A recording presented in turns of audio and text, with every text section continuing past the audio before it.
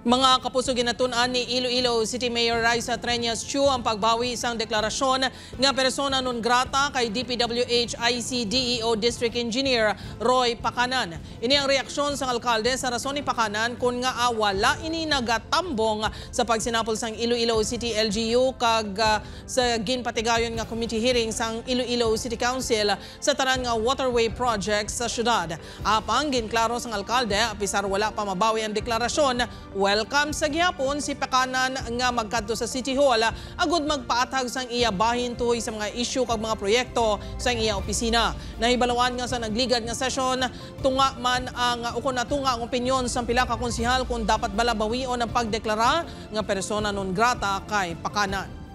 Gina-review ko kung sinugid man to ang naghatag si iya sa persona non grata, but kung sa tsakto ka kag you want to clear your name, miskan may ara ka pa persona non grata or waay makadto ka kay para man sa transparency.